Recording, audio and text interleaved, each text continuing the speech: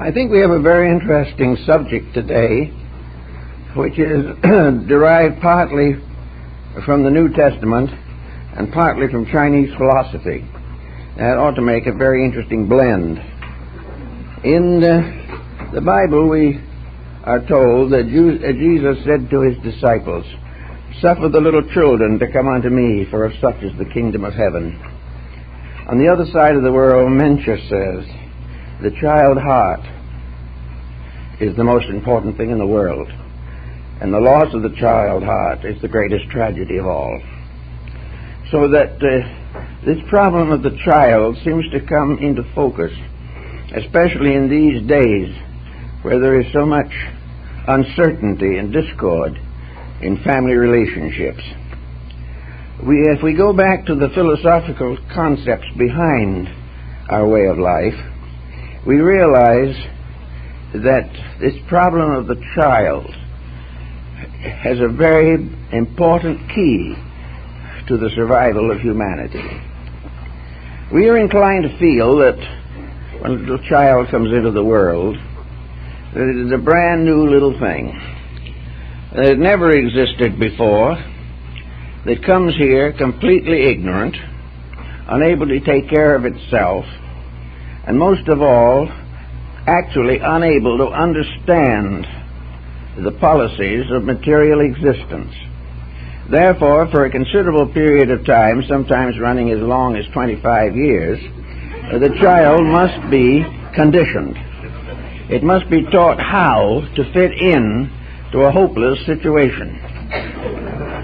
It must be warned against those very principles which we most find in children. We know that very small children are usually adorable little creatures. They have their peculiarities and can be problems sometimes, but all in all, they are a wonderful adventure for young parents starting out in life. There is something about the small child that almost resembles the doll. It is almost a plaything. Gradually, it becomes the moral responsibility of the parents to mold the career of this little one.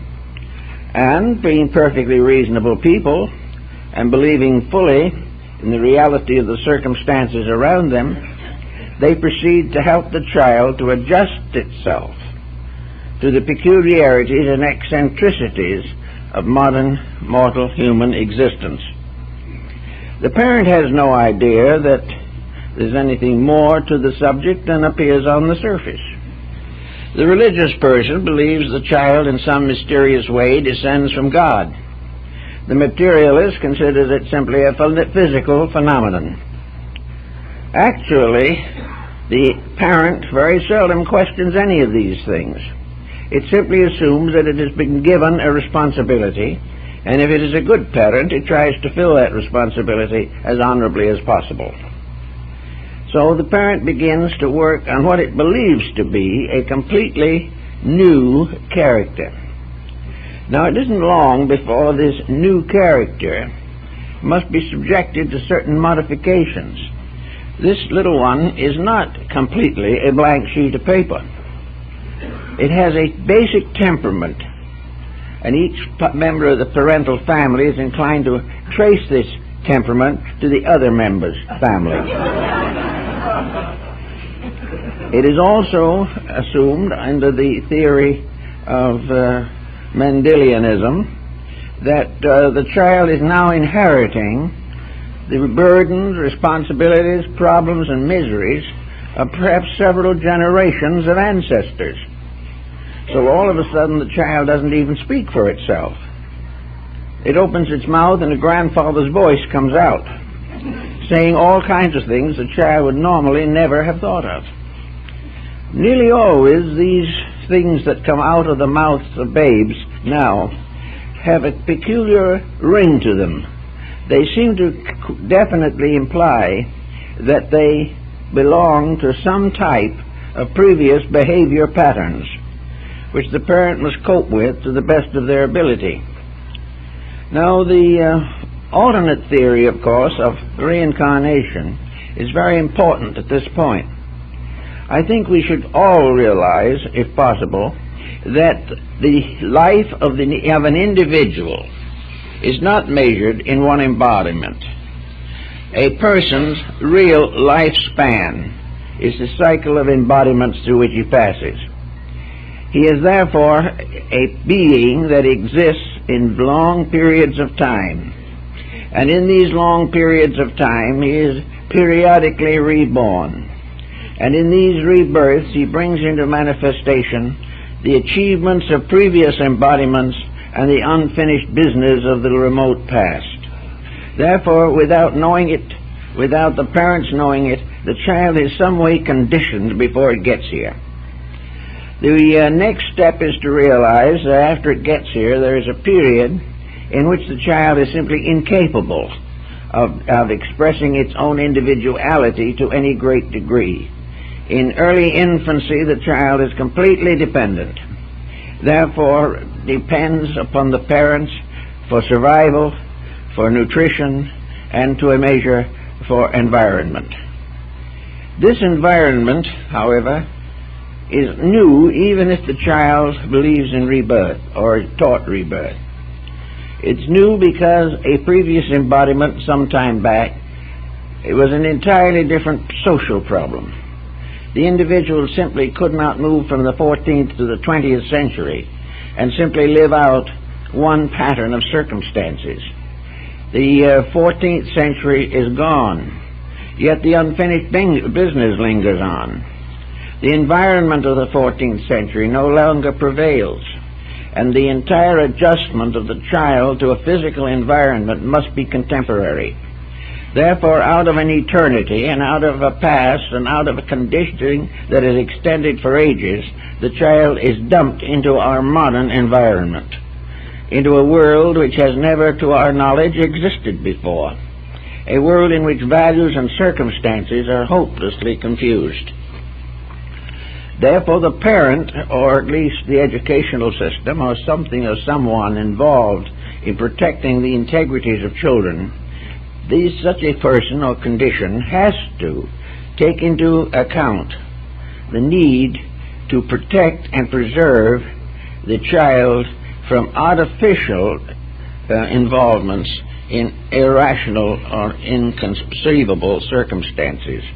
For instance, the child coming in now, it becomes the duty of the parent to introduce him to a political structure that is in tragic difficulties, an economic system that has never actually worked, into a political and industrial system which really didn't exist much more than 100 or 200 years ago. He also has to face a religious problem which he may know something about in his subconscious. Therefore, some children seem to be born with a natural tendency to religion and others are not. But all of these problems come to the parent when the little one arrives, and it must be made to fit into the circumstances that it is going to face. By doing this consistently and relentlessly, the parent, trying to help the child to be happy, comfortable, and successful, binds it to a pattern which is entirely materialistic and physical in its emphasis. The child is taught how to live in a world where it is only going to remain for 70, 80, or 90 years, and then will return to an eternity to which it has belonged forever and will forever belong. The importance of this embodiment, therefore, while it is real, while it is significant, while it is a measure of testing and learning, is not the tremendous reason for embodiment. The individual does not come in this world primarily to add to the labor force. It is not here to determine that it can earn a living, that it may be one of a few who accumulate fortunes, it may have a professional standing, it may be famous or distinguished in life, but in the course of time it simply disappears again into the invisible realms from which it came. Now, in our materialistic civilization, this little span of 70 or 80 years is all important. Nothing else really counts. Even our religion now is largely focused upon the effort to help us to be morally comfortable in an immoral atmosphere. It also tries to give us hope and aspirations, but builds us very little substance upon which to build or base such hope. So we are left now as a being in eternity, an everlasting creature, caught within the pattern of a physical embodiment, and largely over-influenced and over-conditioned as to the significance of this physical existence. Now, the mystics of all time have pointed out that someone, some way, must lay a foundation to help children and young people, and for that matter, so many of the older people, into a relationship with life that is significant, that has meaning, that does not allow us to be born, grow up, pass through a series of economic upheavals, retire on a pension, and die. This does not seem to justify any significant social or universal pattern. There's something wrong with the concept, and because of this wrong concept, we have had 50,000 years of history and prehistory that has been nothing but a vast cycle of dolefulness, of regrets, of sorrows, of violence, of constant unrest, and the individual forever sacrificed to the prevailing policy of his contemporary culture. This does not seem to work any significant good. It does not accomplish anything to justify the labor and problem of coming into this world, growing up, passing through all the phases of life, and then having nothing to look forward to at the end, but a quiet passing to where? No one seems to even be quite sure the answer to that question. So children coming into this world come into a situation that is very frustrating from the beginning. They come into families where the parents are as unhappy as they are going to be. They come into an environment in which very little is secure. They are sent to school to learn how to make a living or a profession, but they can graduate cum laude and at the same time make a bad marriage 6 weeks later.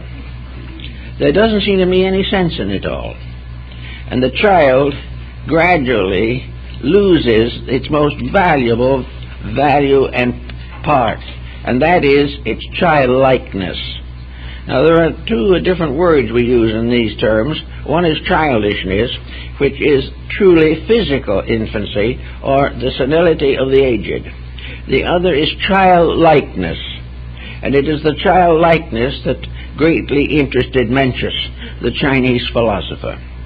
In some mysterious way, from the cradle to the grave, we are and always will be children. The idea that we have grown up is not supported by actual evidence. The world in which we live cannot prove that even many of our most brilliant leaders are really mature. Maturity implies values, and no matter how successful the person is, if he is without values, he is not mature. So the average child growing up through the environment of his physical embodiment does not contribute much to his own maturity. He gradually loses track of himself. He forgets himself. And I becomes simply a first personal pronoun by which he intends to identify himself. He says, I want, but in substance he doesn't know what he wants. He says, I believe, but that belief is not strong enough to do him much practical good. I hope, that sounds rather helpful, but is quickly undermined by adversity. I fear, this is much more common and is much more likely to be maintained over a period of time. Therefore, we keep saying, I do this, I believe that, I want this, I don't want that. And yet we don't know what the I is that is asking the question, and we really don't know what it wants if it does reach out for something. And for the most part, if it reaches out for its own highest values, we are failures physically. We are unable to adjust to the commercialism of a contemporary culture. And many religions have developed mystical groups or organizations or societies or retreats for those who do not wish to become hopelessly entangled in the power struggle of our present generation. These people are quiet, mystical, hopeful, given to religious speculation, desirous of doing good works, charitable, and forgiving in nature. And to live this way, that seems to be the easiest method, is to retire from this terrific pressure of civilization. Unfortunately, again, the retirement doesn't work too well, because retirement causes the person to lose the experience wisdom which comes from struggling through it to the best of one's ability. So the retiring person usually disappears into a mystical haze from which he may never return. It does not solve the main problem. Now, if we have a small child, and a rather lovable little creature at that, we begin to note that it has some kind of a nature or disposition of its own. Actually, it's very possible that that natural disposition may be more real than anything it's going to learn from outside contributions.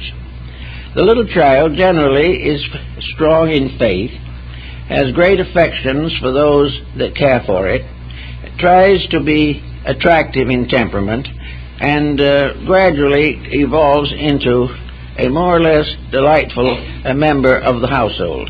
All this up to about the period of 3 years. After this, complications begin. Why? Because this little child is brought under the very strong pressure of family tradition. It is expected to follow the religion of its parents. And if its parents are orthodox, it is indoctrinated by the time it is 4 or 5 years old. It is supposed to like what the parents like, dislike what the parents dislike, and to always follow the wisdom of the parental guidance. And this parental guidance may be rather deficient in wisdom, and is in most cases. So the child gradually takes on conditions, as they used to say back in the 1920s, when popular psychology followed the take-on-conditions school, which was quite popular. Actually, the child finds gradually that the only way it can really get along nicely, as nicely as possible, is to do what other people want it to do, and to conform with whatever policy dominates the family into which it is born. This conditioning goes on, and as Comenius pointed out, the father of the modern public school system, we have now lost track of the fact that education usually begins when the child is born, and by the child goes to school the first time, the education is complete. In other words, it is educated before it ever goes to school. Now, by education, we do not mean it is enlightened, but it is under a pressure of conditioning, which is setting its character, establishing its beliefs, and hopefully increasing its morality and ethics. To therefore eliminate, overlook, or forget the tremendous importance of early conditioning on the child is to contribute to the collapse of civilization. Mencius knew this, and so did Confucius. The neglected child is the greatest hazard that a nation can have. It is the greatest cause of the gradual corruption and disintegration of the social structure.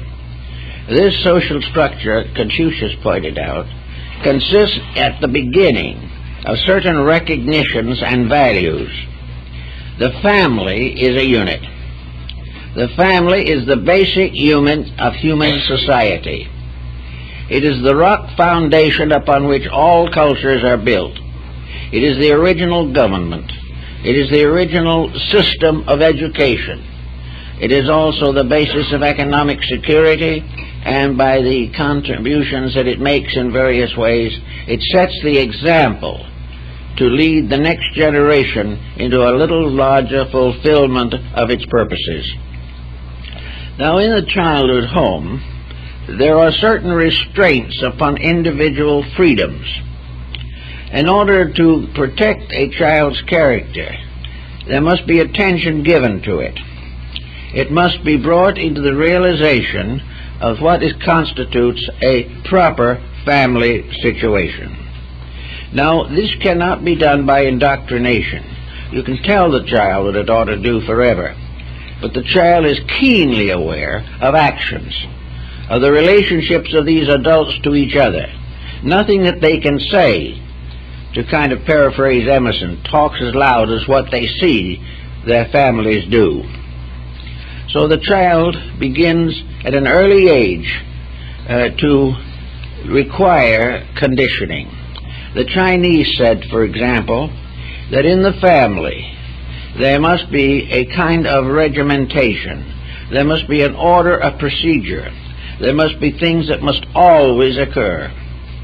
All members of the family, living together or scattered and occasionally coming together, must always, under all conditions, treat each other with gentility, civility, courtesy, and understanding. It is a serious breach of family education for parents to nag at each other, shout at each other, or hate each other. This is not just detrimental to the family. It will ultimately bring down the nation. We don't realize that for lack of the shoe nail, the war was lost, but it is in the social circumstances of mankind. Actually, the parents must never have a relationship among themselves that is not dominated by gentility, courtesy, and affection. Otherwise, this is going to be passed on to the child, and the child is going to begin to recognize that it should or could gain certain advantages by being unpleasant. And this is one of the earliest examples children follow. And the next thing that is important is that in family life, in the intimate relationships of life, there must always be gentility, thoughtfulness, mutual respect. Each member of the family must basically respect the other members, not tolerate them, not get along with them the best they can, but respect them and their rights and their privileges and their relationships, so that in the home, if it's to be a successful place for the rearing of children, the home must have a harmonious, genteel, constructive, idealistic atmosphere, not read out of books, not necessarily by attending professional places of worship or education, but by natural recognition that the basic relationship of all humanity is fraternity, that we must all live together graciously, or dangers rise on every hand. So the child is taught this in the concept of Chinese guidance. The second thing the child is taught is that any action which it commits, which is wrong, which discredits it, which in any way is inconsistent with the family integrities, is a disgrace.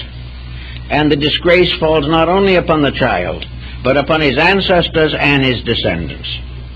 The wayward child is a disgrace to 10 generations of Chinese elders.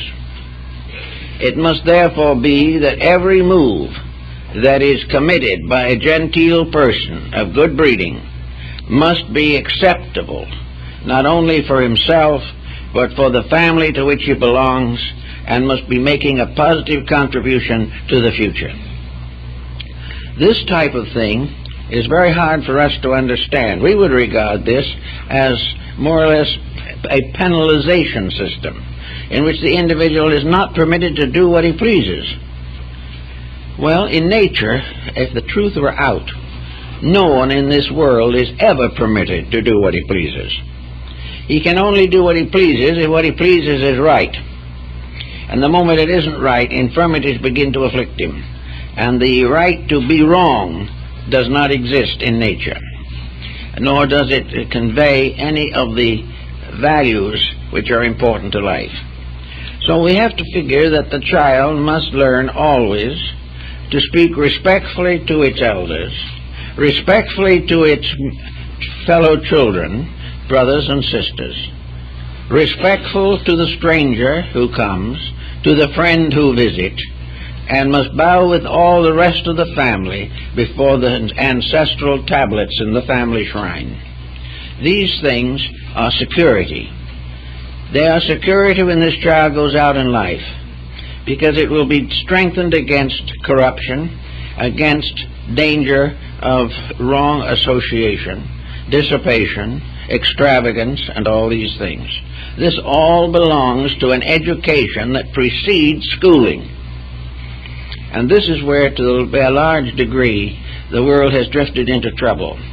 The mature elders, the parental generation, is becoming ever more concerned with its own rights, with its own privileges, with its own willingness to do the things that are most pleasing to itself.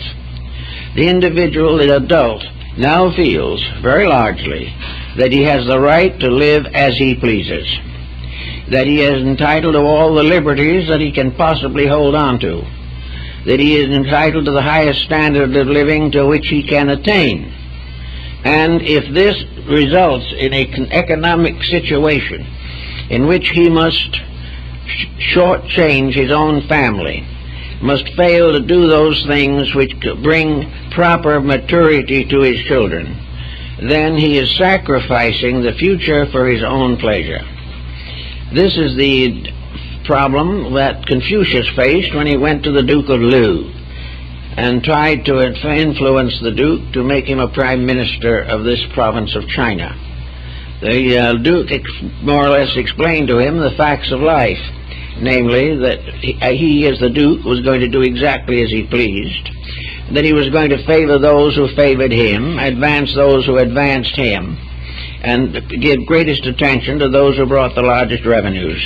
This was such that Confucius then retired from public life and into his little school, where he continued to teach until the time of his death. Plato had the same experience. He had intended to run for Archon of Athens, one of the senators of the city. But after serving a very short time in Athenian politics, he retired permanently and also went into his little academy to create a private universe nearer to the will of God. So these things happen. And we begin to study the problem. Now the child's getting along. By this time it has a number of bad habits. Habits which really didn't belong with itself. He didn't bring them with him when he came here. He got them when he was too young to resist them. He nags, he howls, he screams. If he doesn't get what he wants, he puts on a temper fit. And an harassed and embarrassed family will do almost anything he wants them to. The child's well-being is secondary to the comfort of the family that doesn't wish to be faced with problems. All this goes along, and finally the child reaches school age. By this time, the child's understanding of the world into which he has recently been introduced is apt to be rather faulty. He is already becoming convinced that there is nothing much he's ever going to be able to do to make anything any better, and that the most important thing he can do is to adjust himself to the corruptions of his contemporaries. He must follow some peer group of some kind. If he wants higher education, he can take his leadership from one of the more important universities.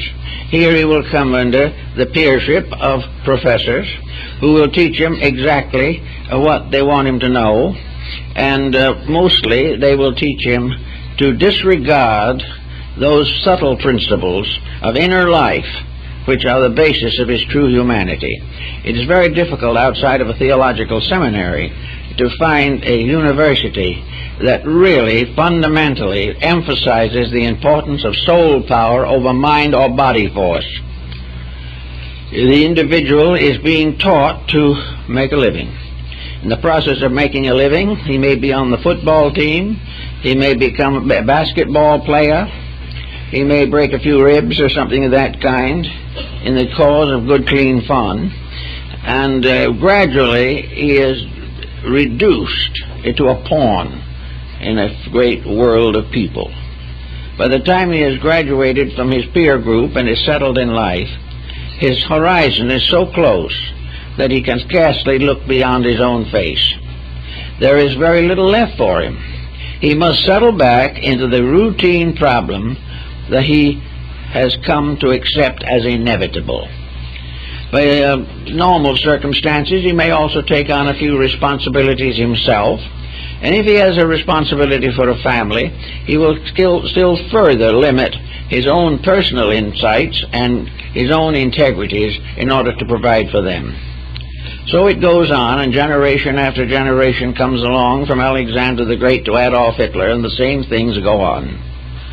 War, crime, all these things, and they all begin, every generation, with a chubby little baby just coming into the world with a big grin, which gradually changes into a whale if it doesn't receive proper attention. So this is the way it all starts. These little children are the future dictators, the future politicians, the future executives of all kinds, and the future policy makers. They finally become the ones who vote for someone else, and their voting is judged largely by the inducements of their environment. So the child moves from an internal life which it brings with it to an environmental pattern which it must gradually assume as it would take on a suit of clothes. Therefore, the outer life of the individual is regarded as a garment. It is something he has to wear, and that must be cut according to the style of the time and place where he lives.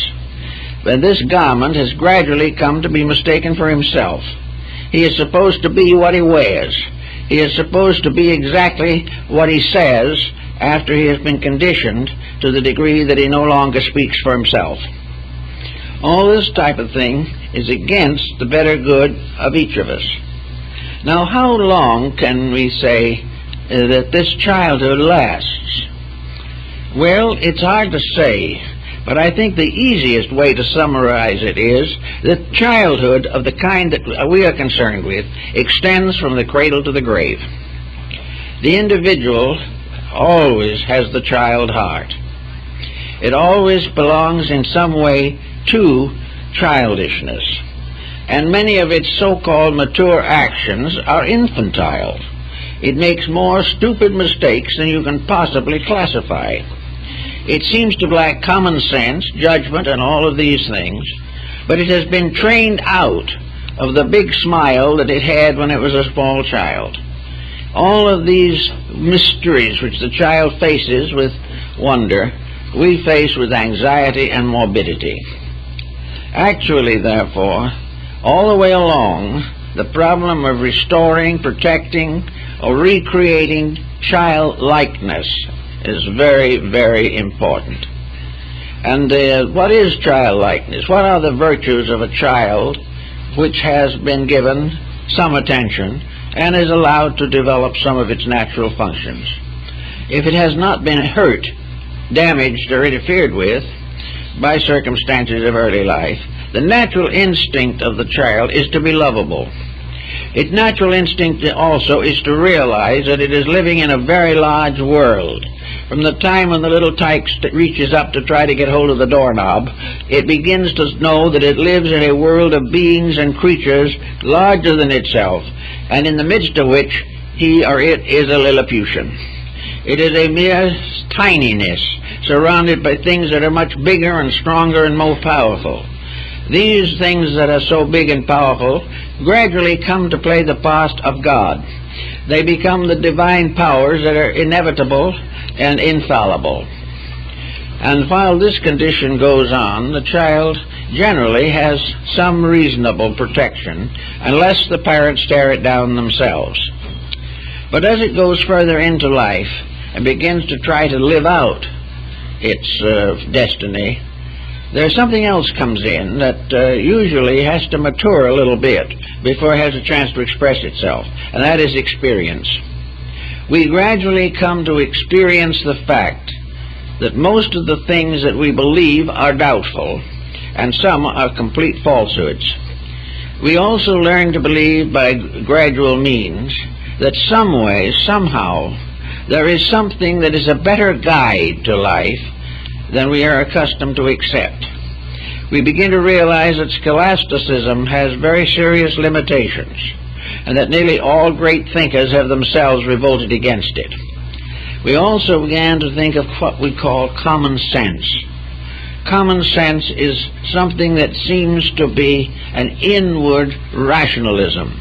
It is an inward honesty.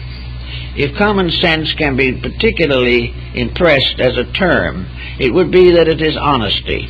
It is the effort to achieve the reality of things. And if we turn common sense upon the world as we know it, we're going to get quite a shock. So the best thing that we can do for most people is not to permit that to occur. They are not going to allow truth, common judgment, reality, experience, and the ideals that have descended to us from the past to become too much involved in daily actions. If we do or they do, we're going to be hurt too badly. Common sense is one of the things the child brings with it. Why? Because it has already had long experience in it. The child that comes into the world is naturally burdened with unfinished business. It comes not as a brand new thing. It comes as a burdened creature. A creature burdened by its own unfinished and unregenerated past. A burden of things yet to be achieved and accomplishment. A debt to be paid. An opportunity to be created. A step forward in integrities and values. These things are part of the heritage that comes with the child into its own embodiment. As a result of that, the child gradually either releases something of itself in the form of its needs, or it is blocked in this procedure, and what it really needs is locked within itself, and it takes on the heavy burdens of worldliness as it is around us. The problem, therefore, of common sense is that somewhere lurking in the inner part of each one of us is a considerable honesty. There's a wonderful, strange value inside of us. Worldliness cannot kill it, but it can lock it, where it is no longer easily available. Each person has the possibility of being led by the soul power within itself. And that soul power is born of experience. It is born of having learned the very severe and real facts of life over a long period of time, over many embodiments, until certain values become increasingly clear. And when we leave any embodiment, we take this added clarification with us in the future. So the child does have these basic values, which we might generally call common sense. Some people might call them intuition. Others may consider them a mystical attribute. But in reality, they are simply the truth of existence, moving in gradually upon the life of the individual. We never will get it all at once. The truth of the existence of which we are a part is accumulated over hundreds of embodiments. But it grows a little each time, so that we come just a shade nearer the truth. And the truth that we have to learn are many different types and styles and kinds, but they all are important to the growth of the person. One of the first things that we have to learn is to recognize the importance of inner guidance. This guidance that we have brought with us into life, and which we have blocked consistently for years. Now, if we continue to block this inner guidance indefinitely, we will bring into action a series of mistakes. If we don't listen to it, or if we resist it, or we are unable to recognize this integrity if someone else communicates it to us, when this goes on long enough, we are in trouble. We begin to have suffering. Misery closes in. Misery is caused primarily by departure from the plan to which we belong. Misery is the individual who is not doing it the way it should be done. Misery is therefore something that most people want to get over. But there's no pill to take that pain away. There is only change of character and integrities. Now, even the small child, or at least the growing child, in early friendships with teachers and playmates and all these local associations, does learn some little things. He begins to see what another child who is too selfish is doing, or some bully in the junior grade is not keeping the peace, keeping the integrities that are right. And each of us instinctively notices what is wrong, or thinks we can notice it. But when it happens, we just simply walk away from it because we don't know what to do with it or what is right instead. We just keep on struggling with it. So we have to begin to think in terms of unfolding the potential within our own nature in some basic way. Some children have brought with them a different karmic pattern from others. The karmic patterns are more difficult where the previous conduct of the individual himself has been difficult or unfruitful. Many persons have lived many lives very selfishly, self-centeredly, violently. They've had false values on all levels, so that when they are reborn, they are going to be inevitably associated in some way with conditions which in the past they have imposed upon others. The individual who has bullied others over a long period of time must finally be brought in line by being the victim of being bullied by someone else.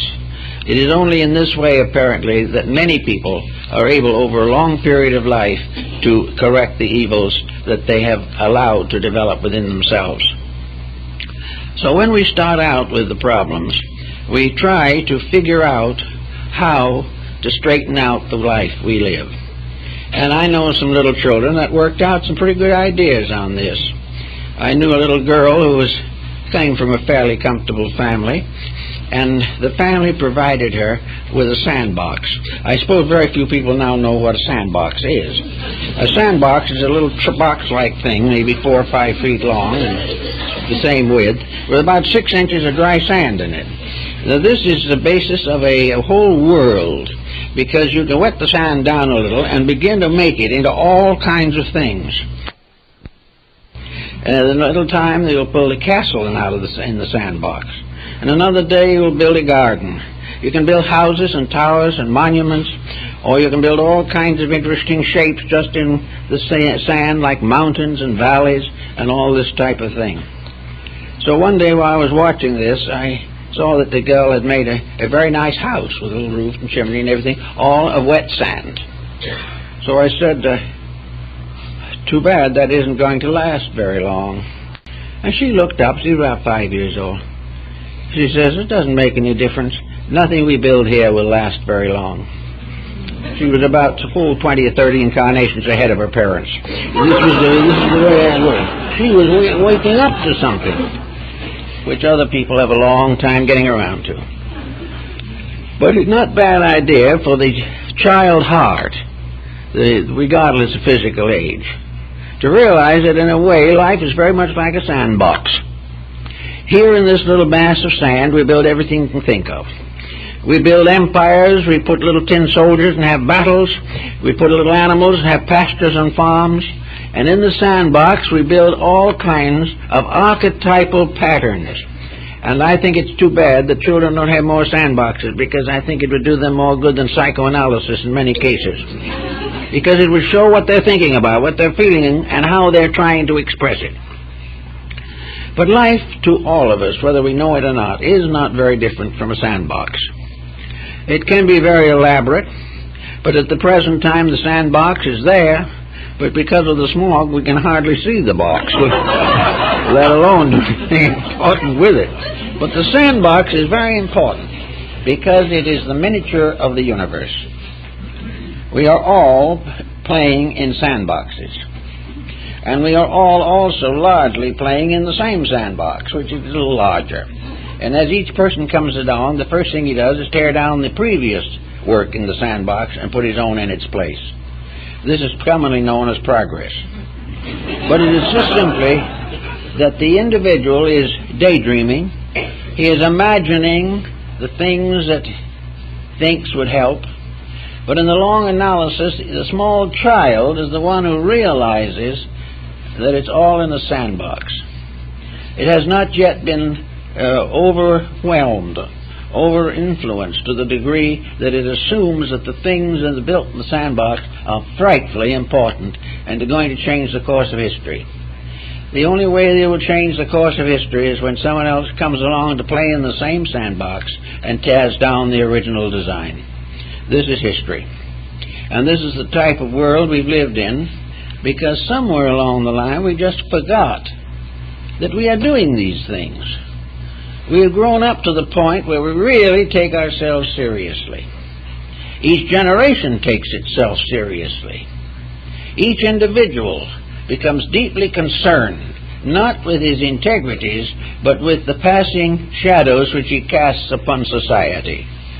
We are all in the same fix.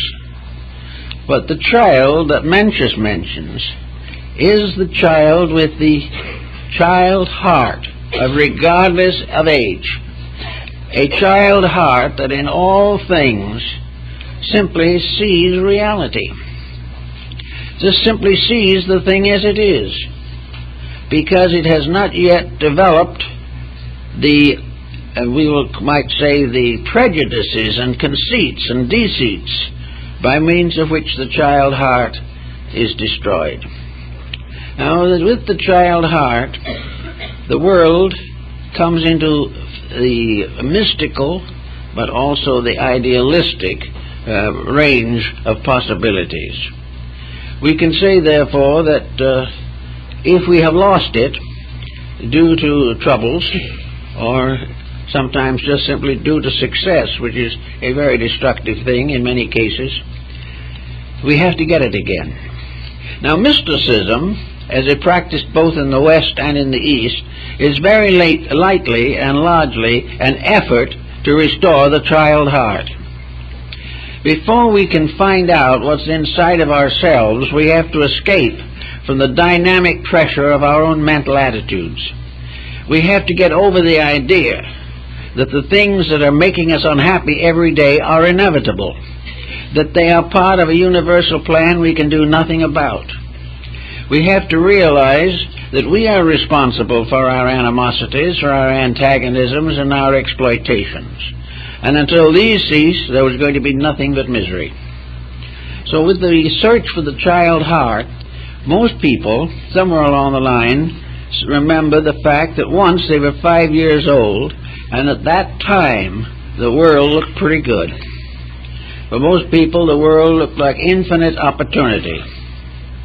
And now, 40, 50 years later, the world looks like infinite discomfort.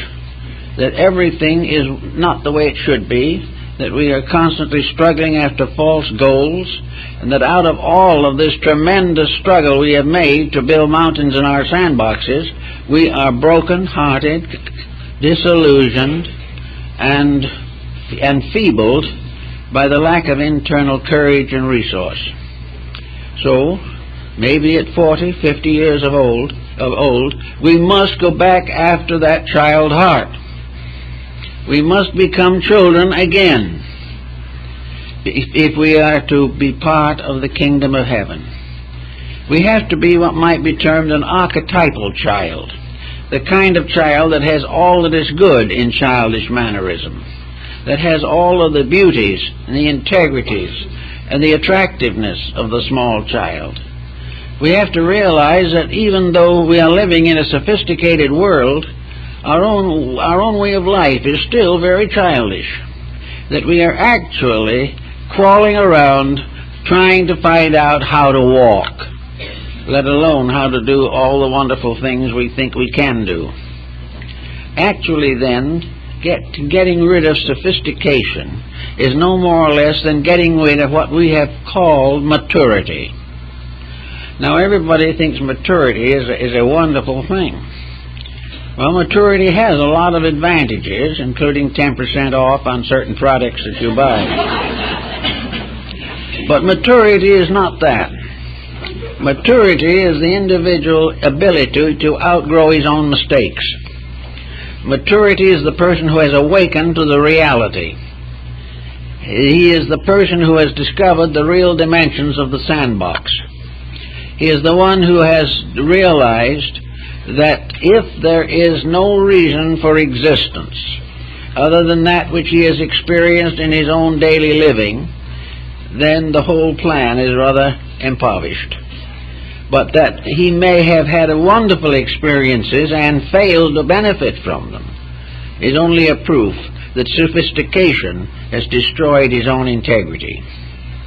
So coming to the realization that he's got to get back, probably, not only through the childhood of this life, but maybe the childhood of 100 lives, to find out what the realities are. He must begin to dig inside himself, for somewhere in the depths of his own nature is the record of all he has been, all he has done, all he has hoped for. Now, it may not be available to him in form of incidents, which is just as well. Very few people could sustain a detailed biography of their own previous embodiments. It would indicate too much misery and sorrow due to personal mistakes. But there comes forward a kind of balance sheet in which the person has certain general attitudes about the things he has gone through. He has realized that certain processes of the past gave him great pain. On the other hand, certain nice experiences or beautiful occasions come down to him as credits and assets and something to enrich faith and hope and charity. So we start out to get back to the child center within ourselves. And that child center is simply the incarnating self in us, the thing that lives from generation to generation, from age to age. And there is the oversoul of Emerson, that mysterious power by which we can be inwardly guided and taught, rather than depending upon a scholastic system which has no interest in the eternal life of the individual, only in his buying and selling power over a few years. So to get back into this again, we have to do what the child has to do, and which most children should be taught to do, but they are not, and that is to spend some time quietly with themselves. Every child should have periods of peace which are important to it. It should be able to retire for a little while and simply remember in a mysterious, general way the eternity to which it belongs. This is very important to small children, but today it is gradually being crowded out, and every available moment is spent in front of a television. All this is not good, and the older person who is beginning to realize that it isn't good must begin to dig inside of himself to get back the simplicity of the divine. Jesus in his preachings seldom used words of over one syllable, sometimes two syllables. Nearly all of the great teachers have taught very simply. They have taught realities. They have taught compassion, friendship, kindness. They have taught those graces which go from life to a life, not graces which are no longer any good when we leave here. When we devote everything we have to adjustment here, and forget entirely to adjust with the infinite which we always belong to and always will belong to, life does not go well. So mysticism steps in to help us to regain the child core within ourselves. And it begins by finding the same appreciations that children believe. The bed of flowers, the forest, the trees, a little pet, all of these things help to restore in us a sympathy for life, a recognition of the sublimity of something around us, and how something within us is crying out to protect those beauties around us. And that's why we feel a little sad when another forest is cut down to make way for condominiums. Something is lost. Something is taken away. We say it is necessary. Well, if we have to lose the land on the outside for the condominium, it is more important still that we plow the inner life and keep the garden there growing in good health. We have to build into the internal and the invisible most of the projects which are going to endure. We have to build more and more upon things unseen, rather than storing up our treasures at 11%. We need a great deal more insight. We have to have material things, no one denies it. But we also have to have time and place for those things which belong to God, those things which belong to the Spirit within us. And as we get nearer and nearer to the realization of the divine, we seem to grow younger. And very soon, as we approach the divine, we are small children again. We are children in the face of God, just as we are adults in the face of each other. The divine in us is forever seeking the parental principle of life, the principle which loves all things, serves all things, sacrifices for all things, and intends beyond all doubt to bring life together into the final fulfillment of the divine hope. These things we have to work with, so we'd set aside a little time for eternity in this world of confusion and stress. And we don't do that by thinking about nothing. We do it rather by trying to understand the common sense in the things that happen to us. Learn to understand values and the lesson we should learn rather than the incident that we would regret.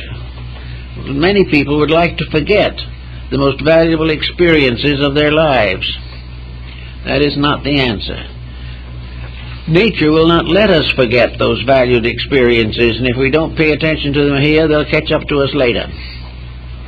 The moment a valuable experience occurs, no matter how uncomfortable it may be, it is absolutely necessary to examine it, to consider it, and to transmute it from a misfortune to a spiritual asset. We have to correct our own mistakes by facing them. And if we face our mistakes and correct them, then they cease to exist. In quietude of mysticism, the individual, therefore, lives to simplify, even as in his outer life he lives to complicate. Everything that is real is essentially simple. And that is why the child heart can take it, and why it comes from the child heart. Because the child can be best approached in simple words and simple thoughts. And it is the same with the mature of age, the older child, the child in their 50s, 60s, 70s, or 80s. They can also be best understood and can understand best in simple thoughts and simple terms. Each person can simplify the complications of his own life until he finally realizes that he lived all these years with truth locked within himself, which he was not able to use because he had put a barrier of intellectualism between himself and truth. The child hasn't done this. The child is open. After troubles come along, we begin to shut up. We close off experience. We build walls against it. We fight to protect the status quo.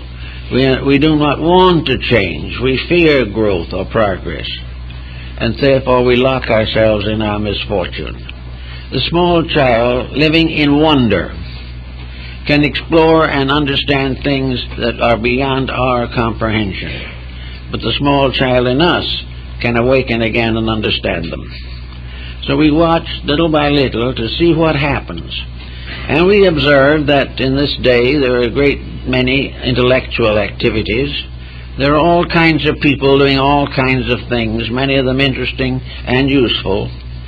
But there is also a vast conflict of individuals who, while all interested in the common good, are unable to even be reasonably pleasant in the presence of each other. All the way along, attitudes become the basis of barriers. Our thoughts become the barriers of somebody else's thoughts. Here we go back to the sandbox. We have built something in that box that to us is just wonderful. So when our back is turned, or when the time comes for us to leave sandboxes, someone else comes along behind us, tears down what we have done, and proceeds to build something else. Or if we're not lucky, they may try to do it while we're still building ours. But in any event comes a great conflict. A conflict of objectives, a conflict of projects that we have. As we get deeper and deeper into life, these conflicts fade away. Well, the mystics and many of the great idealistic teachers of humanity have realized that the nearer we come to reality, all of us, the more similar our beliefs become. And that when we attain reality, we will all have the same belief, not imposed upon us, but discovered by us in the process of our own growth. So the child heart isn't much interested in sectarianism or in political structures. It is seeking forever faith, truth, love, understanding. It wants to laugh and not just to cry. It wants to be close to something, not separated from it by all kinds of artificial barriers. It wants that little kitten or the little puppy dog that it can pour out its soul to. These are the things of the child heart. And as we grow older, these unfold into the great virtues of life. These are the things that gradually become tremendous, so important, that when the time finally comes, we can go to sleep in these things and wake in another life. Everything should be a gentle experience of values. Now, this may seem almost impossible in a world such as we live in. Fortunately, all of these are internal projects, and internal projects do not have any serious repercussions upon our daily life. We do not need to make enemies in order to grow. We do not need to defy other people in order to put our ideas across, because these things are not important anyway. All of this is nothing but the castle in the sandbox. What we really should do and must do if we're going to rescue ourselves is simply to know the art of being kind, to know the gentleness by which we can live with other people, allow them to live their lives as best they can, try to understand them, and whenever the need arises, be courteous and affectionate with them. Actually, to recognize in a mysterious way that we are all in the same dilemma, that some people feel that they have solved the dilemma and others do not, and very few agree as to what the solution is. But one thing we all agree on, and that we have a dilemma. We have an unsettled and uncertain future, a difficult present time to face life. Therefore, we have a common cause, and for this common cause, we must give greater emphasis and have less pressure upon the different separate solutions which we attempt to apply. If we become very quiet inside ourselves, the answer will come. And the answer always comes from the inside. And the answer comes because in the quietude of ourselves, we break through the artificial accumulations of the mind and get back to that root which is dark and mysterious within us. All of our great problems, practically all of them, are mind-oriented. With the mind, we build all our philosophies, all our political systems, all our economic and scientific achievements. We also build the social mores of our time. It is the mind that tells us how we should live, the mind telling us who we should like and who we should dislike, the mind forever dominating the things that we do, but the mind itself essentially unreliable. The mind is too much objectified by prejudice, and the mind that intolerance of a lifetime is stored carefully. Unfortunate memories are kept on file, and everything that has conditioned us adversely is gradually changing our behavior and making us victims of our own mistakes. The mind is the slayer of the real. Therefore, in trying to solve our world problems, there is no use of piling one mental attitude on another. The solution is not in the world, but in the hearts of men. The solution is not in the grand reformations and revolutions that have led only to further bloodshed since the beginning of time. The answer lies in the gradual release of soul power, the power of the inner life over conduct. We have to have what Gandhi called the victory of soul power over brute power. We also have to have the victory of soul understanding and insight over the complex of varying intellectual policies and beliefs. So if we can get quiet, we can unload part of the burden that never was any good anyway. Get rid of memories that only haunt us. Now, you can't forget them by saying you should. The only way you can forget them is to outgrow them, to solve them, to take that unpleasant bitterness that you had 25 years ago and which you have never been able to solve. Sit down quietly with it and get over it. Get over it by proving beyond all question of doubt that it was an opportunity to grow, that there was something about it that you had to learn, and that the purpose of the experience was that you should transmute an incident into soul growth. And if you have done that, you have no longer any problem, and you can even be thankful for the person who has offended you, if it has helped you to grow. But if it does not help you to grow, it will embitter and canker you from that time on. And the mind will not get over this alone. We can sweep the mind's house out periodically, we can refurbish it, we can move it onto a better ground and all this type, but this is not the answer. It is the power of that which is above the mind, and to which the mind must give allegiance if that power is active. But if that power in ourselves is not active, if we do nothing about it, then the mind becomes the dictator, and as an audacious prime minister takes over control. Then we have trouble. And mostly people have allowed this to happen. The mind has become the basis of a character, of a policy, or of a way of life, or of a religion, or anything you wish to call it. But in the last analysis, the mind is a tyrant. It helps us to remain just as foolish as we were, or else helps us sometimes to multiply foolishness, to get worse than we were before. And in interpreting things, the mind always interprets in favor of our own attitude and opinion, and gladly sacrifices the rights of others to even think in order to protect our right to make our own mistakes, so that the mind is not reliable. But beyond and behind the mind is something that we may say is a life in itself. And in the New Testament we are told of the golden wedding garment which the bridegroom wears when they come to the bride to the wedding of the Lamb. In the book of Revelation and some other parts of the Bible, we hear about the wedding, and this wedding is the church, according to Christian tradition, united in marriage to the Lamb of God.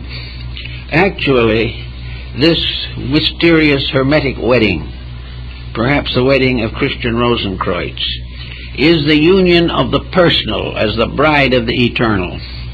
All we are as persons, as individuals, as separate beings, we bring to the altar of the eternal. The soul is actually the power to control and direct and enlighten and redeem life. So the golden wedding garment is the soul garment, woven from the beauties and integrities of character which we possess. This garment is woven of love, and every time we are able to change indifference to love, there is a new strand in this seamless robe. Every time we forgive an enemy, there is another bit of material added. Little by little, this garment gradually transforms our life. We become robed in the values of righteousness. We behold more clearly the beautiful values of life which we have sacrificed to selfishness. Now we may say, this might cause trouble to do all these things. How are we going to make a living? It doesn't do one thing to prevent anyone from making a living. The mysteries of the Spirit are internal and eternal. And the only thing that we have to do on the outer world is be just a little more honorable in our conduct. and little by little the things that we believe will become more important. We are here only a little while, and the only thing we can take with us is this marvelous and wondrous soul experience which we have accumulated through the years of insight and understanding.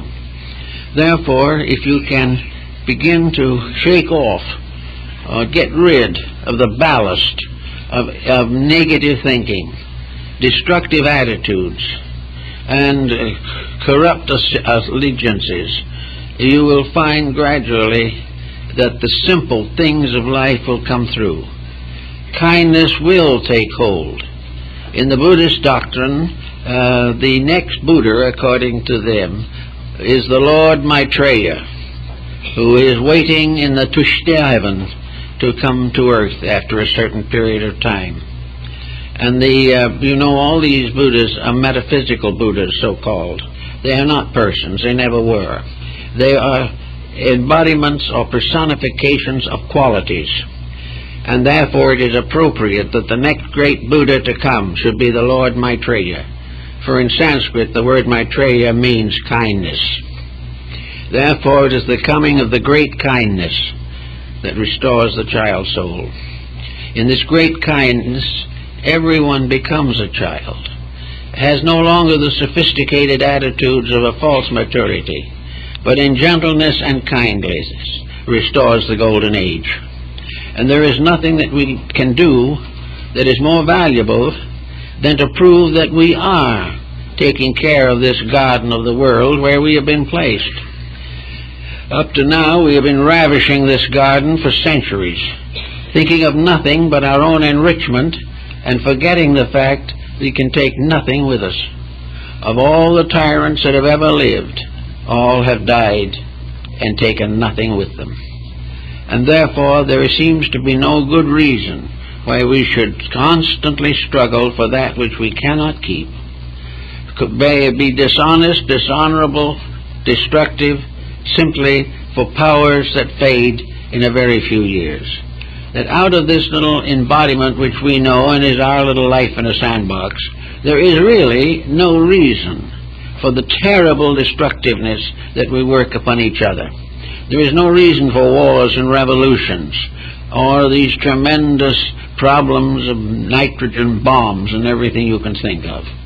These things are simply delusions. They are false values. They never have any real existence.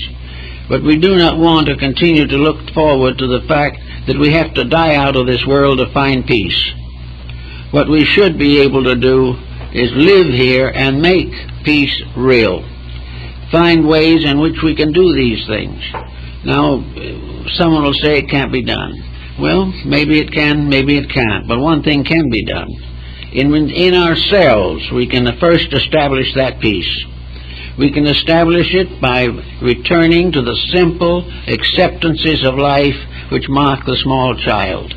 We can be born again, not in the theological sense, but in the sense of a new birth in childlike simplicity. Somewhere along the way, we can have another birth as a child. Again, this birth as a child is a case in which we cast off, not necessarily the body, but cast off the attitudes which have made it impossible for us to grow. Attitudes which have given us nothing but sorrow, selfishness, self-centered, antagonisms of every kind, attitudes in which we have sacrificed peace and happiness, and as a result have been punished not only by our misery and misfortune, but by sickness and all times of disasters.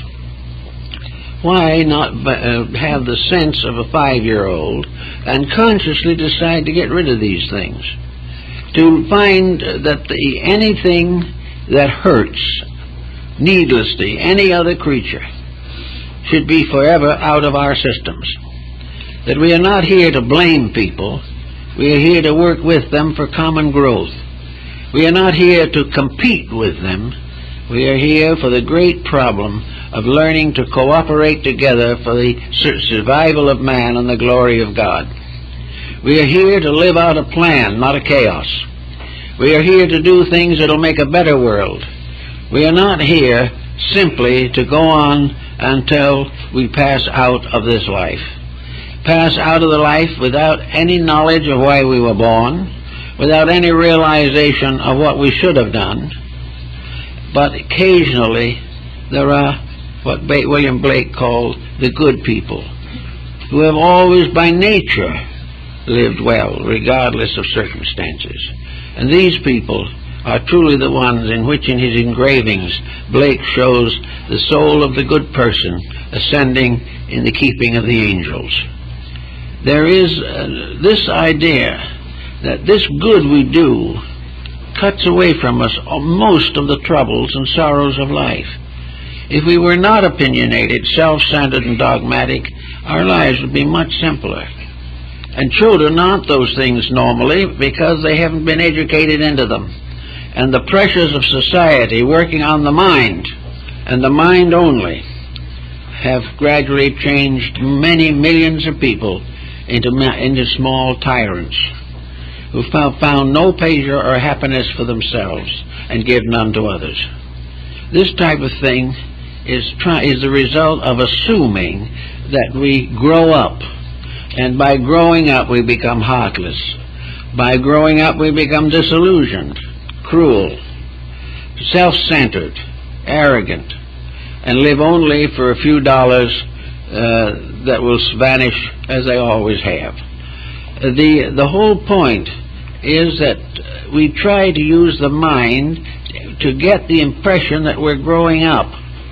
But we're not. We don't grow up because we become more complicated. We grow up because we become less complicated. It's true in politics. Someday in this world, this whole political system has to finally dissolve into the fact that we have one planet with very limited resources, and we better learn to get along together happily. It would be so much easier, save a great deal of wear and tear, and liberate the mind for more constructive thinking. There's no reason why it couldn't happen. And there's no reason why these things can't happen in ourselves. I think Confucius would say they must happen in ourselves first. The first thing we've got to take care of is the rectification of personal character. Then we've got to prove this rectification, this self-improvement, by carrying it into our intimate domestic life.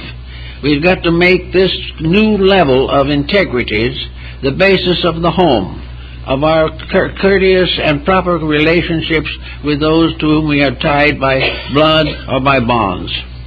Therefore, that the proof of our redemption, the proof that our childhood is back, as it is that we live quietly, constructively, and become beloved of those who know us, always willing to help, always patient in problems, always unselfish in moments of decision, and always liberal and tolerant of the beliefs of other people.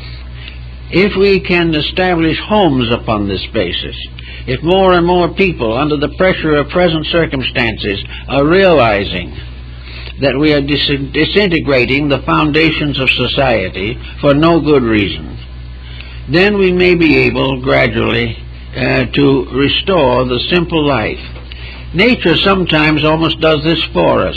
Many persons, as they grow older, become again a little bit like children. They become more kind, more detached, more gentle, or if they've had a bad conditioning all the way along, they can become impossible. But if they are impossible, they are impossible children. They have brought back all the childish defects, all of the immaturities of life, and they remain in their closing years perfect examples of what to avoid.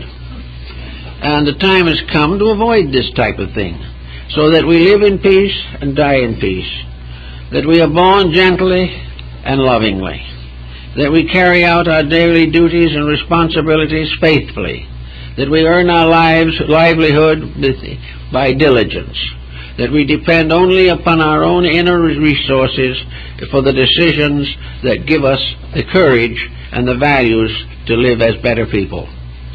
If we work out these problems a little bit in our own gentle way, we can find a new childhood of humanity.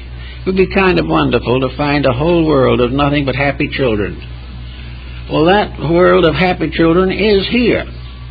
Because each one of us is a happy child who has become miserable by trying to grow up, when actually all we have done is to grow old.